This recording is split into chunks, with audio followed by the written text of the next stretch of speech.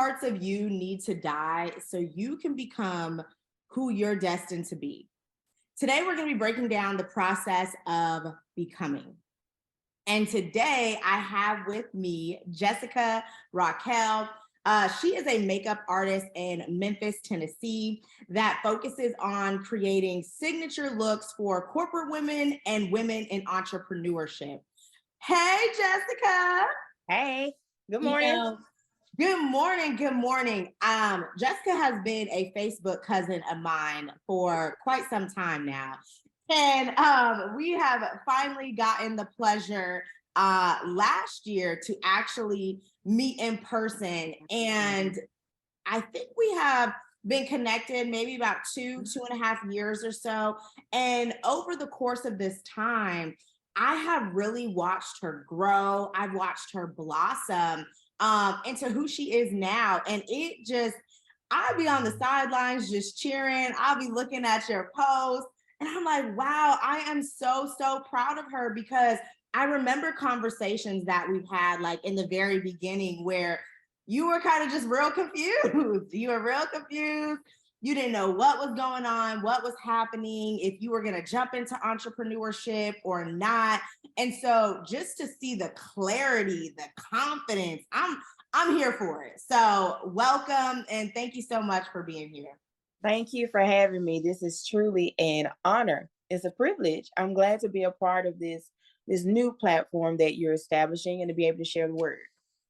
I love it. I love it. And so let's just go ahead and dive in. Now, if you could take us a step back, what was life like for you? So basically, like when me and you connected, what was life like for you prior to you creating this brand, if you will? Let's kind of break it up into segments because I know that's a heavy question. I know it's big. I'm like, I know it could go so many different ways. So tell me, where were you at mentally? Like what was your mental health like prior to building this actual brand? What did that look like? What was that season of your life? It looked like me feeling chained and wanting to be free. It looked like me being stuck in my head 100% of the time. And if it wasn't validated by a person, then it did not happen. Wow. I literally felt like I couldn't trust myself, my own judgment, my own thought process. In essence, the little girl in me that had not grown up yet was still very present. She was still waiting on someone to give her the okay to just be something in her space, to be accepted or to recognize that the privileges of life are hers as well. And that, I will say, was one of the most exasperating feelings that I've ever felt in life, to not feel like I could get free of me or people's under expectation of me, because I realized that people were not over expecting anything. They were under expecting things from me. Wow. That was, I just want to preface and say, y'all, on this episode, you might want to have a notebook out because I am telling you, Jessica's voice is anointed. So I know that so many gems are going to be dropped here. That last piece though, people underestimating you. I've never heard that. Yeah. I've never heard that before. And how did that make you feel? Like, honestly. I used to have this saying where I said that I could walk in a room and be invisible. I can acquaint myself with many people, and then I could almost meld into the background and you would not know that I was there. I felt unseen, unheard all of the time, underutilized. And I, for whatever reason, could not break that glass door that would allow me to be vocally present, mentally present. I could not get beyond the space of that. People do not value or want me in these spaces. They continue to select over me. I'm never given a chance to showcase what I'm actually capable of doing. And the worst part to me, the part that was most defeating, I will say, is that I became the girl with all of the potential in the world and no output. So people recognized that there was potential, but there was never an open door for me to even place the output there or give it the effort or the go that it needed so that I could see what I could produce and then be of service to people. So when that started to be a redundant rhetoric, in my head, I said, I don't actually need to put in the effort to be anything as long as I'm just in the space and invisible. I can absorb whatever, but I don't have to push the envelope because obviously people don't want me to be a part of it. So now let me ask you this. So in this season that we're discussing now, Mhm. because you kind of lacked this confidence, because you lacked this kind of overall clarity, were you waiting for somebody to validate you to say, Jessica, this is, I see this in you and here's a chance? Like, were you waiting for somebody to open the door for you? I can say that I was. It was like Star Search. I was waiting to, I was waiting to get out on the stage. I didn't want the clown to come shoot me out the stage like Apollo. I was waiting on them to call my name and say, yo, this is going to be the theme for you. And that never happened. Wow. I feel like this is a good spot to kind of unpack because you know I talk a lot about visibility, a lot Yeah. about entrepreneurs, getting themselves out there. And especially with this brunch coming up, Mhm. and we're gonna be discussing like why do Black women why is it so hard for them to show up boldly with their business? And I feel like we're unpacking something here, and I think us as Black women need to realize that we don't need to get on anybody else's stage. We Yep. can create our own stage. And Yes. so now hearing you kind of unpack this and knowing what happened after that, I'm like, so Mhm. you finally got the courage and the confidence to create your own stage, is what you're telling us. Absolutely. And not only did I determine that I would create my own stage, makeup is only one phase. I'm going to create a stage for many women Mm, and of many nationalities to be able to stand on together and get that empowerment or pour that empowerment. I believe in pouring to be poured into.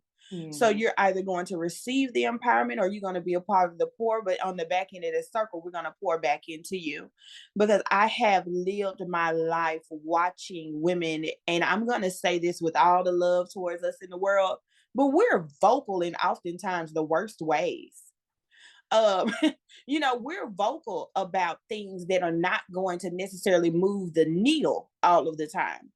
We tend to show up and we consider confidence having an attitude. I Mhm, don't need you to support me. mhm. I got me. That's supposed to be a vote of confidence, but what it is actually a broken little girl crying out because she didn't get the support from the people that she thought it should have come from. Wow. So we're vocal oftentimes in the worst ways, in the wrong measure, on the wrong type of platform. We don't tend to position ourselves to take in what happened, Mhm. acknowledge the part that we played in it. Because I always say, passiveness doesn't equal forgiveness. We Mm, don't want to acknowledge the part that we played in it oftentimes. We're waiting for somebody to be, you know how you point your finger and mm. they always say there's three pointing back at Yeah. you. We're waiting for somebody to be the three to validate why we didn't or did do and why they didn't or did do. Wow. And Mhm. I love I have this phrase where I say, queenly accountability, Yes. where we have to, as sisters in love, we have to be able to hold one another accountable. And that's Yes. when we're in the wrong as well, too. And I Mhm. think sometimes I loved how you touched on this accountability piece and how sometimes we don't hold ourselves accountable. We don't hold ourselves accountable to the part that we played.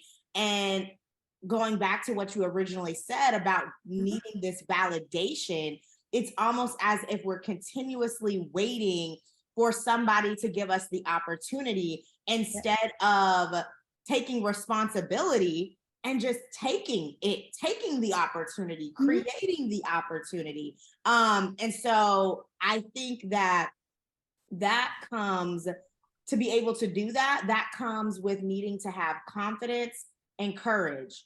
And so you told us where you were. Where did this confidence come from? Where did you muster up the courage? What was the catalyst that you were like, you know what? I need to get myself grounded. I need to get myself clear. And these are the steps that I need to take to create my own stage. Where did that courage and confidence come from?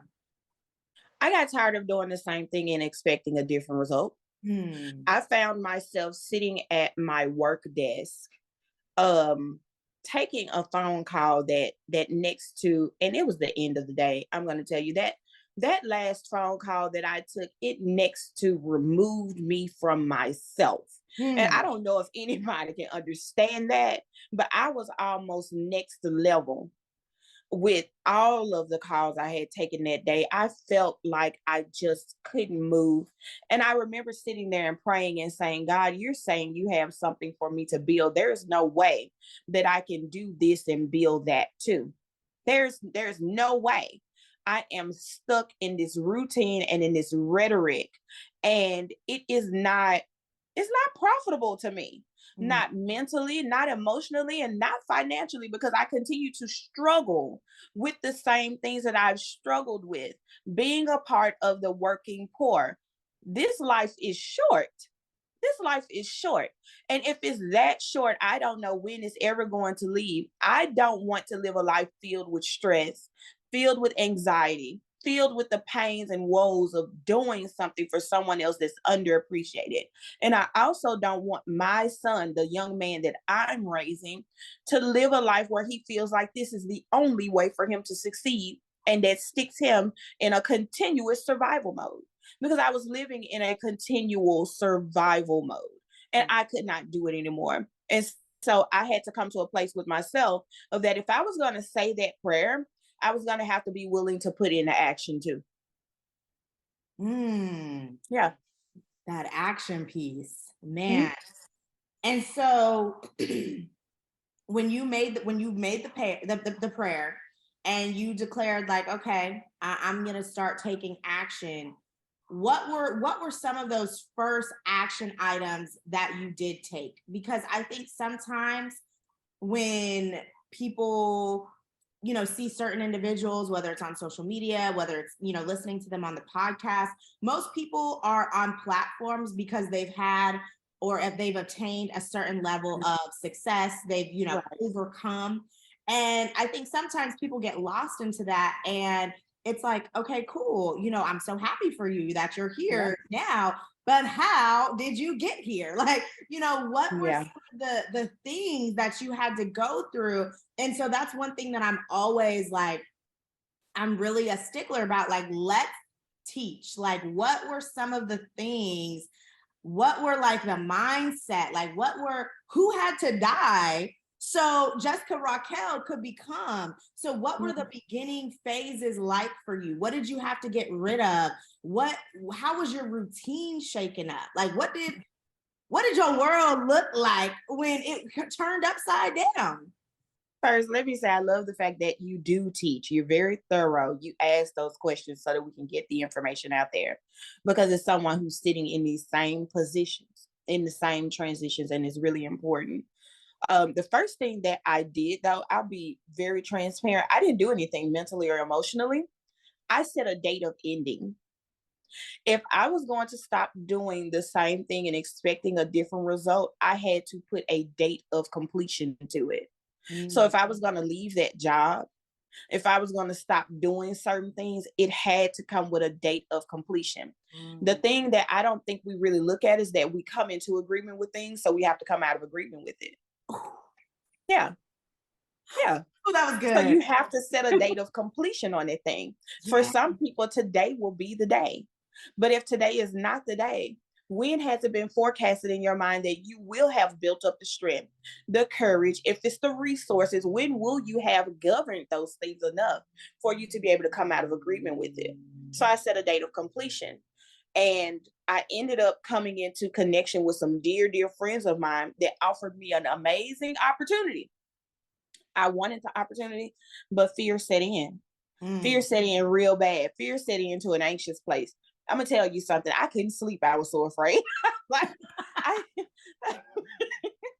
and I had to realize that this is the place of contention. This is where the wars are found in the mind.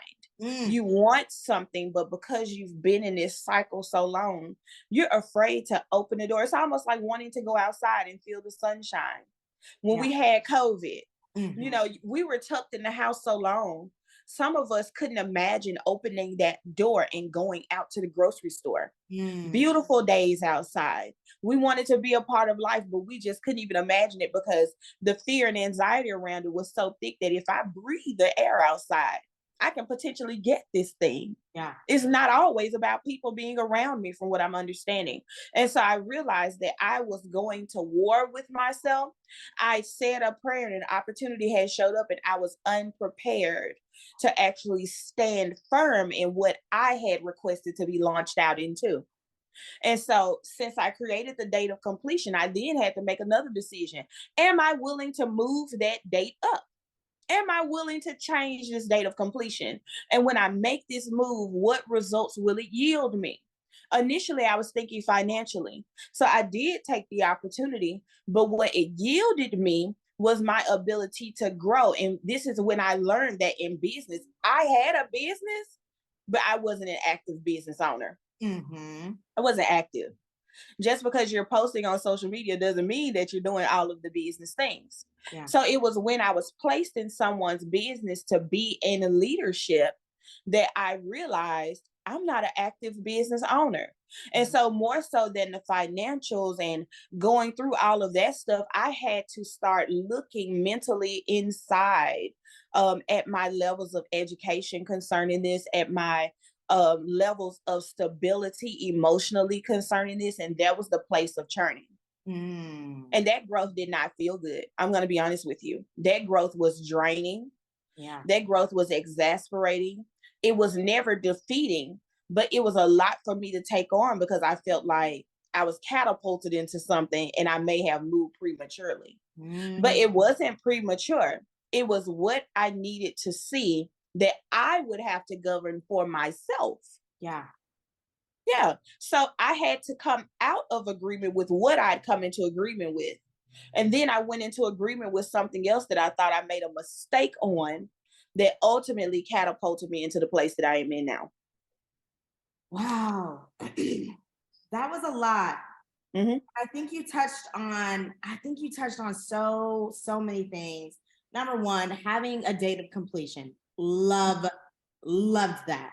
Hmm. We come into agreement with so many things. So having this space of coming out of agreement. But you also touched on like this preparation piece. Hmm. And sometimes because we lack confidence in ourselves, we think we aren't prepared when God's been preparing us the whole time. Yeah. And so it's Yeah. like, it's almost like when people say when people start a business, and they're like, oh, I'm a new business owner, or I'm a newbie, when in actuality they may have been new to collecting funds, but their skill set has been developed for years. So are you really a newbie?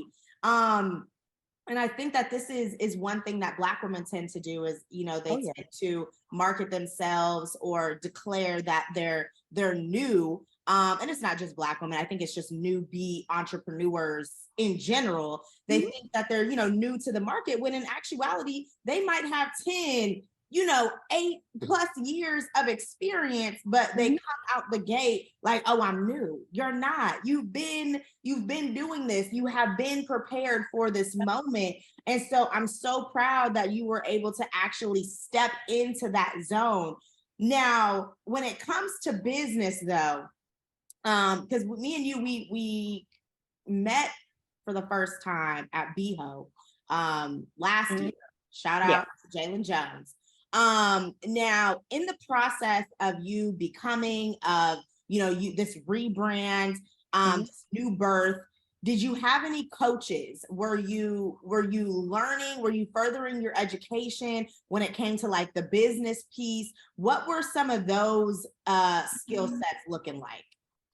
I've always self-educated me. Mhm, Always, even concerning the industry that I'm in. mhm, I've never been one to sit idle. And initially, I did not have coaching. I realized that we don't have to separate the two, as you were just saying, from what we've been constructing or building through the work industries. You don't have to separate the two. I think that is really important to actually create your foundation on what you're strong in.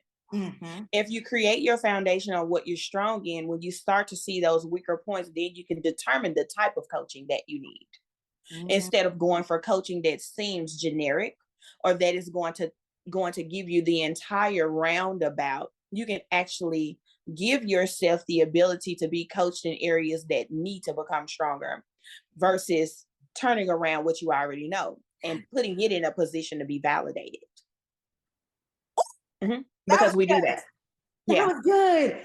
Oh wow, that was Mhm. good. So instead of just running to get a coach to Mhm. be validated, you're saying take some time to do some inventory, figure Absolutely. out in what areas you're lacking.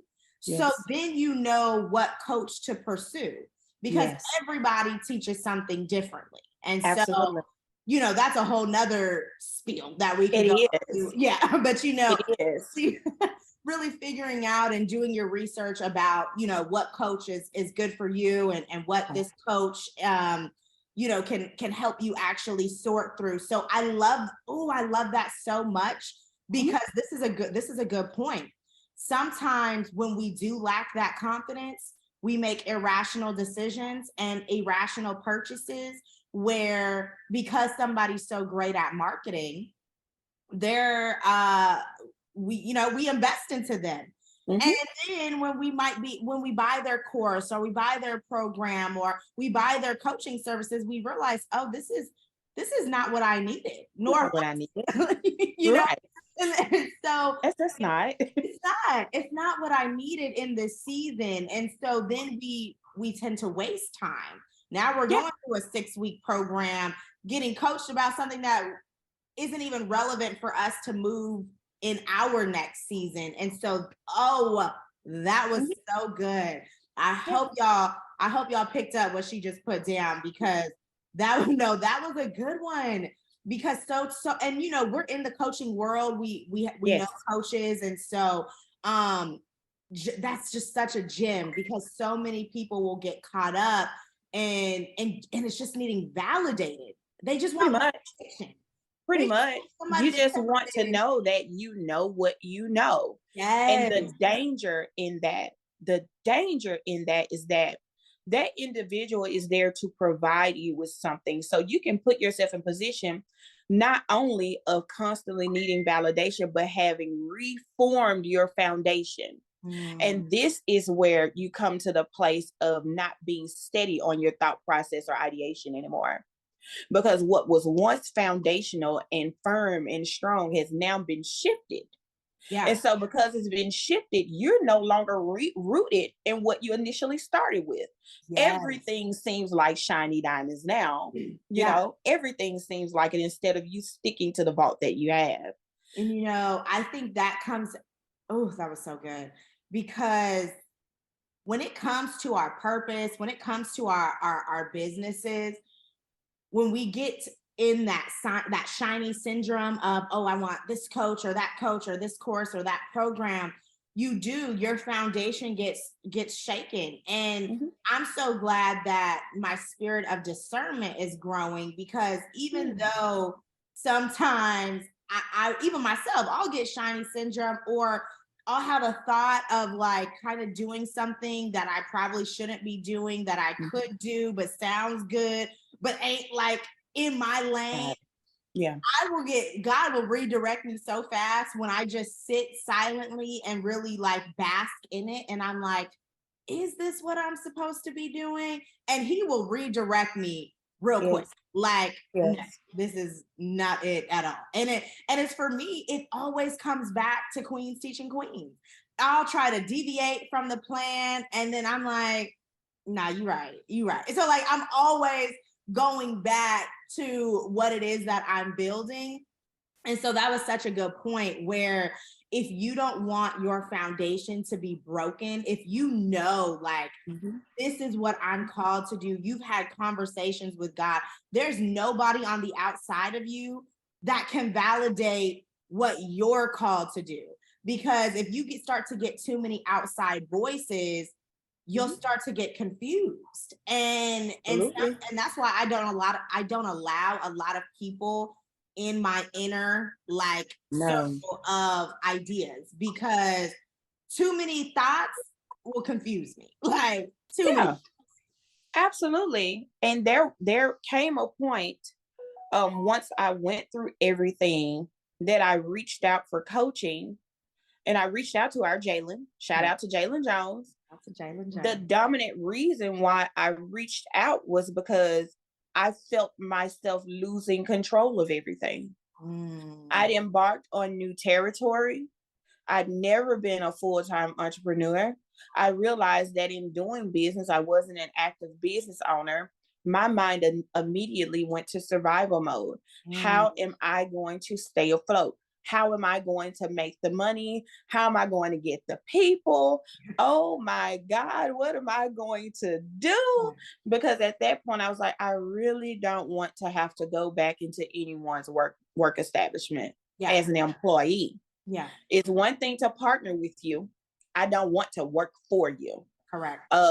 Because that means that you're stripping me of my power and ability to think and govern myself. Yeah, I now have to think what you want and be governed the way you say. And I don't want that in my life anymore. yeah. Ooh, So I did reach out for coaching. And what I realized was, in the type of coaching that she provides, which is amazing, I realized I said, I reached out for I guess you say, general business coach, because I didn't want to be coached by anybody in the beauty industry. There's yeah, only a couple of options that you have. And I realized that they were not leaning in the direction of results that I wanted to see.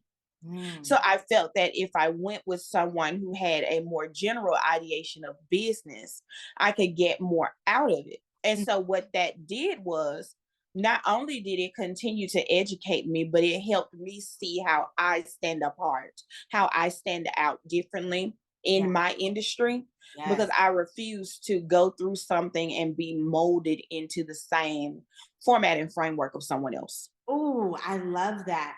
And you're absolutely right. I love the thought process that you have with that because I think you moving more with a general Mhm. business coach. I mean, you stand out so much and Thank you. finding your niche. Mhm. I was like, just being able to see you like, yeah, this whole entrepreneurship niche, women who are, trying to figure out how to do their makeup to, Mhm. stand on stages and speak. I think it's perfect. I think it's perfect for Thank you you. because you've been in the business world. So for you to be able to speak to your ideal client, you are your ideal client. So I think it's perfect. I think it's Thank brilliant. you. And so I just love how your thought process kind of went into coaching, finding this foundation on your own, getting grounded in what it is that you want to do. So that Yes. way nobody from the outside is shaking, what it is that you're called to. So I love that. Now, just a little bit, because we're not gonna go too much in this because I know we can do a whole lot. When it comes to some of the things that you had to do in this rebrand, specifically speaking to showing up, this visibility piece, how did you get the confidence specifically to go live, to show up, to market yourself, to market your business? Because again, we're finding as Black women, it's hard for us to show up boldly and confident, marketing our business. So what are some of the things that kind of helped you? And what I'm seeing is that it's all mental. It's all in the mind. And so what are some of the things that kind of helped you overcome those mental barriers that stopped you from showing up boldly? Well, the first thing I had to do was ask myself, why don't I feel I deserve this? Ooh.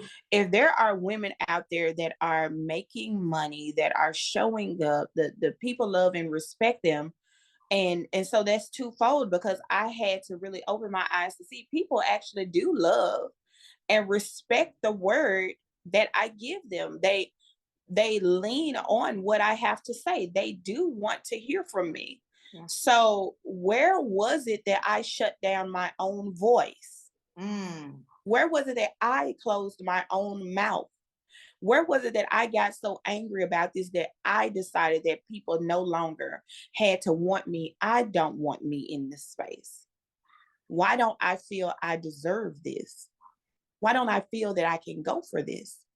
And so that meant that I had to go back and apologize to my younger self and lay her to rest, because she did the best she could with what she had. She lived in survival mode, but she got me here today. Yeah. I had to go back and apologize to the version of me in my 20s, because she didn't know any better, living in survival mode all of that time. And that leads to you being really a wild woman if you're not, careful about it. Yeah. So the ability to be disciplined and sit through things and complete things was lost to me for many years. And I had to forgive myself and lay myself to rest. And then I had to look at this version of me that resides in her early 30s and say, what's more important to you?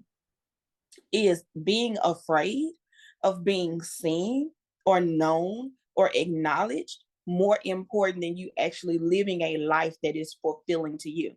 And that goes beyond money. Yeah. That goes beyond things. I want to live a life that allows me to get chills about myself. Like, girl, you just did that. Yeah. You were in that room with those people and you were not afraid to say your piece. You were not afraid to show your capability. You were not afraid of yourself. Because I think more than fear of failure, we fear ourselves. Because if we feel like, and this is me talking about women, if we feel like we're too bold, too boisterous, too capable, we tend to start dumbing it down so that people aren't offended or people aren't intimidated or everybody can be our friend. My thing is, I've learned that people are magnetized to me. Yeah. So why should I worry about people not being my friend? Love is offensive, and some won't understand this statement. But if you look at the God that we serve, he chastised in love. And it wasn't easy for people to hear that they weren't giving what it was supposed to give. It's not easy for us to hear some days that, you know better. You can do better. But we do know it's for our betterment, right? We can get angry about those things. It can become very offensive to correct us. Why should I be concerned or concern myself with these idiosyncrasies that people have when I'm the one who has to live this life? I'm the one who has to stand on these 2 feet. I'm the one who has to get up every day and make my mark or don't make it and be responsible for it. Yeah. Why would I limit myself? And that's what it came down to. Limiting myself to a place of not being present in any form. I'm going to turn the camera on.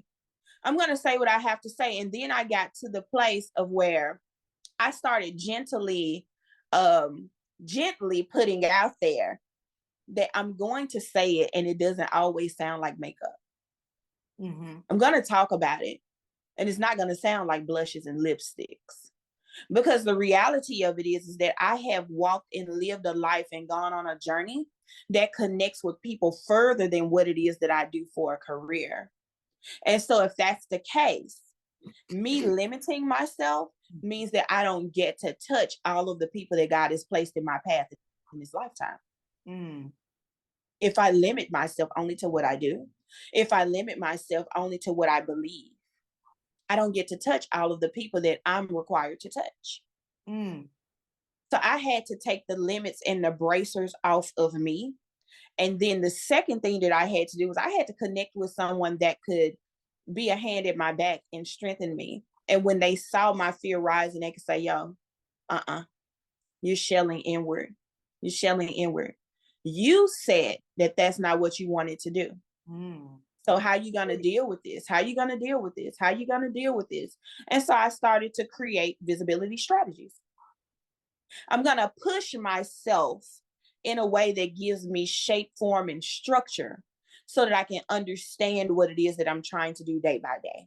Yeah. So I'm gonna launch out there, but I'm not going to do it in a way that leaves me feeling sporadic or out of control. I need to have some control here. Mm-hmm. I gotta have some control here, or else I'm going to start to cower in. I'm going to feel like it's not connecting. The pieces aren't coming together. I just can't do it that way.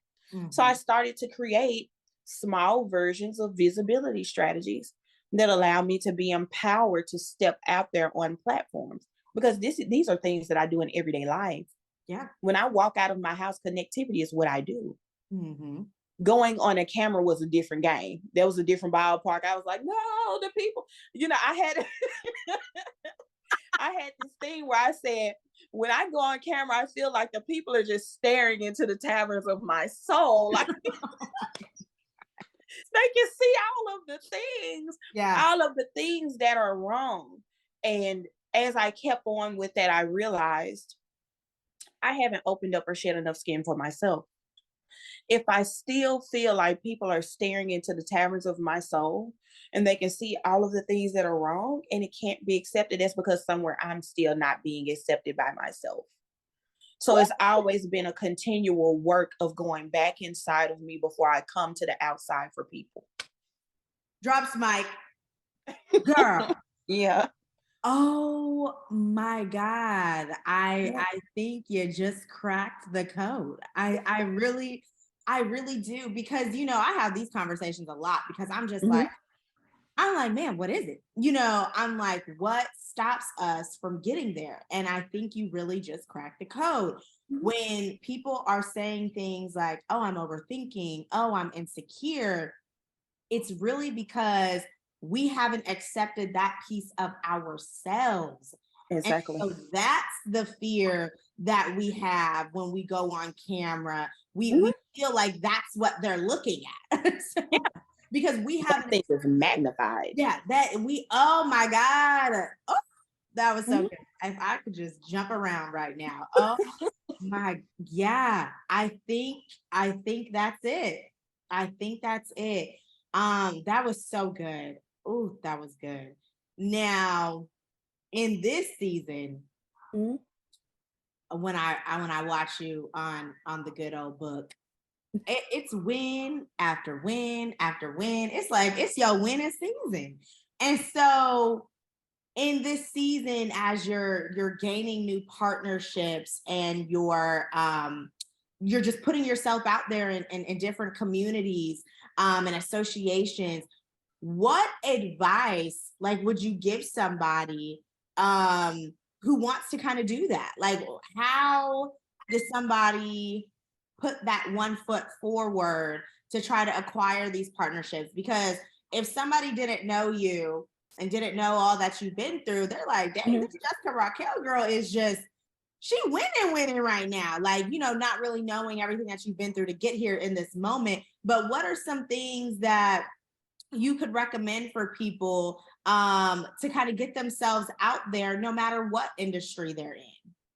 My biggest piece of advice would be to be intentional. Mm, yes. You have to be intentional. Mm, Business is ongoing. Connecting with people is ongoing. You developing you is ongoing. The only time it stops is when you do. yeah. So if you are not intentional about what you want to do, how you want to do it, and doing it beyond the confines that you feel have been set for you, nothing will come of it. We Mm, hear a lot of people say, shoot your shot. Don't be afraid.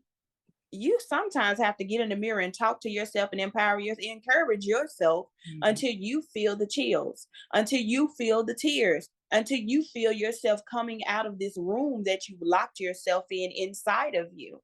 Wow. You have to be able to go forward for yourself in a way that you're waiting for people to do so that Mm. you can actually put the first foot forward.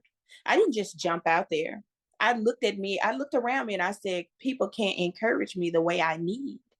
Mm. People are always talking about the words that I give them, the pour that I give them. It took me to go and stand in my bathroom mirror and talk to myself about getting up and being until I could feel myself shaking on the inside. So Mm. I could see my hands shaking on the outside. And Wow. then I was able to make a decision. I'm going to do this. I'm going to do this. And I never stopped saying, I'm going to do this. It didn't matter how afraid I got. It didn't matter how many questions I had. It didn't matter how I felt about the people I was around. If I was not going to do it, it wasn't going to happen. So Mm. you have to be intentional about who you're trying to be, who you're becoming, how you're going to get there, and just take the first step. Look at yourself and say, yo, I can fix my diet one step at a time. Yeah. Yo, I can go into this networking room and make myself present. I don't have to be loud. I don't have to be flashy. I really have to learn how to target individuals that I feel will receive me well. I can go onto this camera and say something. I don't have to be on there 45 minutes to an hour. They got 10 minutes. And that is what I did for a long time. I'm going to tell you something. I have a timer in my head that hits 10.00 on the money. I can be I can be on anybody's camera and I know when I've hit 10 minutes Wow. because for a long time I couldn't bear to be on camera for a long time. Uh-huh. So I started something called 10-minute Tuesdays and I timed myself and I timed myself and I timed myself. And so now I can go on the camera and if I'm going to give something, I'm going to give 10 minutes and I'm out. This opening, the meat and potatoes, the close of the Q&A, they got 10 minutes and I I'm done with it. that. You don't have to over exasperate yourself. Really look at the confines that you've created for yourself and determine how you're going to move those barriers around and be intentional about it. I can't get on camera. Okay, 5 minutes. Hey, Mm. how y'all doing? I just wanted to give this message, drop it and jump out. You can handle questions and comments from the comment section. Yeah. You know, hey, I want to go in this room and I want to do it, but I just feel like I don't have the clothes, I don't have the shoes. Nobody cares. Yeah. Nobody cares. Nobody Nobody. cares. Nobody. Nobody care. People care about the transformation that you're going to provide. We Yes. have seen wealthy individual after wealthy individual show up in Nike shorts and Adidas shoes. Why is it acceptable for them and not for you? Mm. Good Why one. is that? Be intentional Yeah. about what you want to do, and you will mess up, and it's okay. You'll make mistakes, and it's okay because you're a person, not perfection. And that's my last piece of advice. Recognize that you're seeing people, not perfection, and that you're a person and not perfection. So mistakes and error will come. That's the only way you learn because if you're doing everything right, then where is it for you to gain knowledge and information about how to do it better, except for making mistakes? Be Oof. intentional and give yourself the grace and ability to move and grow around what you do. Yeah. That was definitely a drop mic moment. I was as you were talking, I was sitting there, kind of recapping the conversation that we've had, and it keeps coming back to this. We are the ones holding ourselves back. Absolutely. Everything that you've talked about today was an internal barrier, was Yes. healing the little girls inside of you, healing the Yes. 20-year-old inside of you. And then you telling yourself, you declaring over your life, you speaking to you like Yeah. you can do this. And if I had to just say one thing, it seems as if we're always looking for validation from the outside, but really nobody can validate us like we can validate us. Very true. Very true. And yeah, just hearing you talk, that last little piece gave me chills. It really did. Cause I'm just like, wow, I know that there's so many people that feel just locked inside. and they don't know how to get out. And I think this is gonna free somebody. I think this is gonna free somebody today. It's my prayer. It's my hope that it really does. Like, that has been my mission. Every time I've had to speak on someone's podcast or platform, Mhm. my goal is to give the truth so someone can be free. When I had I always call it an open vision because I don't believe I was asleep. Now sometimes I don't know. Yeah. Because your girl believes in getting a rest now. So I don't believe I was asleep. Y'all don't quote me on that part. That is hilarious. But what I saw in this vision was a beautiful neighborhood, beautiful scenery, but everything seemed to be frozen in time. Even the sky. It was stuck in like that beautiful opal setting when the sun is set. You got the peach and the purple, and it's so beautiful. And I saw green lawns and beautiful homes, and I saw myself sitting on the steps of a home. And in all of the other homes, you saw light and you could see into those houses, see the decor. Almost like when you're riding through the real nice neighborhoods, you're like, oh, I like that couch in there. You know, it was kind of like that. And so imagine this setting of the day where you can still see things and the house behind me is completely black. And we're not talking about utility, the lights is off black. We talking about you can't see through that thing black. Like, I don't know if we got tint on the windows or it's just that dark up in there. And the thing that God showed me was, he said, that's where you had yourself locked away. Wow. That's the place you were storing yourself in. That's the place you were becoming angry. That's the place you were becoming bitter. That's the place where you were devouring everything good that came your way. Nobody can see in there. Nobody could see in there to even come save you. You had to make a decision that you wanted out of that place, which is why you're sitting on the porch. That's why. You had to be intentional about finding your way out, because nobody put you in there. Nobody put you in there. It doesn't matter what people have done. They didn't love you the way you wanted to be loved. They didn't give you the financial support that you wanted. They wasn't your sister the way you thought they was going to be. Your best friend didn't come through for you. When all of these things happen, there's a process for dealing with them healthily. And if you don't, you're going to lock yourself in a house just like the one I was sitting in front of. You're going to become angry and bitter. Nobody can get inside. Nobody can see you to rescue you. You have to be intentional about getting yourself out. And as I was sitting on that porch, he said, so now what? I said, I want out of this neighborhood because it feels like nothing is moving here. Everything is frozen in time. Yes, it's beautiful, but there's no movement. There's no growth. There's no development. He said, well, if you want out of the neighborhood, get off the porch and walk to the end of the driveway. So again, you have to make an intentional decision on how you're going to move next. You can want something, but are you willing to get up and go get something? It wasn't about me knowing which direction I needed to walk to get out of the neighborhood. That's what God is for. He'll navigate me, but I got to get to the end of the street for him to say, now walk left or walk right. Cross the street. It's a dog down there. Don't go that way. You know, you scared of dogs. We ain't got time to be running. Go this way. Ain't number kids down there. You know, that's his job. That's his job. But you first have to make the decision that, yeah, I'm off this porch. I'm not staying here by myself. Everybody else's house beautiful, but mine. This house is black. I don't want to go back in there and go to bed. I appreciate you for sticking me in a sunset environment because I'm not going back in there. I need to be able to see. I need to be able to breathe. I need to be free. And this is not the place. So I'm going to the end of the driveway. Now I'm at the end of the driveway. I did my part. Where you at? Because I'm expecting you to show up for me, because right here is not a way that I can show up for me.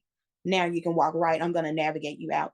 There's a level of intentionality. There's a level of, you have to want and desire your freedom more than you want money. You really do. You Yeah. have to. Ah, You have to. freedom. It's the freedom. I Yeah. remember when I was deep in network marketing, and we had to be very intentional with the goals that we set.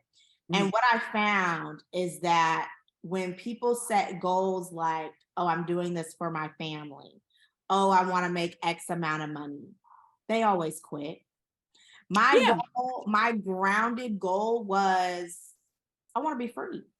Listen. Say, I want to be free. I want to be free to make the decisions that I want Yeah. to make. I want to create opportunities for myself. I want to be free. And that's it. That's all. And I It's never for quit. me. It's for I never me. quit. I can't do nothing for nobody else. Yeah. I can't be on nobody's stage. Okay, and for those of you who are like, that's not grammatically correct. I can't enter anyone's space of being. I cannot enter anyone's space of opportunity. I cannot develop it for my son. I cannot develop it for a friend. I have to want it for me Yeah. more than I want it for the people around me. Mhm. I hear so many people talking about I'm doing this for X, Y, and Z, and I'm like, yeah. But if you're not careful, you'll quit because what you need, what you desire, was going to root and establish you in a way that you will never see these days again. You don't have it. You're Mhm. not using that to fuel your own projections. Yes. You got to want the freedom more than you want the money. And that's what it came down to for me. Ooh, If I'm able to connect with people and able to enter rooms with people who know more and have more than me, that means that money is lingering somewhere around waiting to connect to me. But if I don't have the strength to go into those rooms, I never connect with the money there. yes. You got to be intentional. Oh, man. Yes, Yeah. there's power in proximity. There is power Yeah. in proximity, but we have to have the courage to get into these spaces, Yes. to get into these rooms. Um, I never have expectations of anything I do. I mean, I guess that's kind of a lie. I always expect it's going to be great. I just never know how it's going to come to pass. But this definitely could have this, exceeded all expectations I could have had. I absolutely know, like, you dropped so many gems, Jessica. I know it's going to free some folks. And so, is there anything that you want us to know, business wise? Do you have anything upcoming? I'm going to have all of your contact information Mhm. in the notes section. So people will be able to find you via all your social media platforms. But is there anything that you specifically in this season want to, inform us about or let us know? Not necessarily. When I have moments like this, I really want the women who hear this and resonate with it to just get connected with me because remember earlier I said all of the conversations that I have won't sound like blushes and lipstick. And Mhm. I'm really intentional about moving on that in this season. It's not a conversation that I'm willing to have by myself. And it's not also something that I post all over social media. I have women that I help with accountability Yeah. and just being a partner to have those conversations with. And I'm looking to develop more of that. So if you hear this and it's something that you resonate with, you're looking for more freedom, but you know you still need that strength group. And we're not talking about a Facebook group. This is not an Instagram chat. We're talking about real women who are connecting together to do something that doesn't require social media to push them. Connect with me because I want to connect with you. I want to help you continue the journey because you're helping me continue mine. I love it. I love it. As always, it has been a Yes. pleasure. I am so glad you were able to join me. Thank I you. love you so much. I'm so proud of you. Just this whole becoming. I think you have embodied it. You have embodied Thank you. you have embodied it, Thank you and so much. so glad to be able to share space with you on so many different stages. Yeah. So many Yeah. different stages. And so yes, I love you. I thank you, and we Thank will go you. ahead and sign off. Yes, ma'am. Thank you for having me. Absolutely.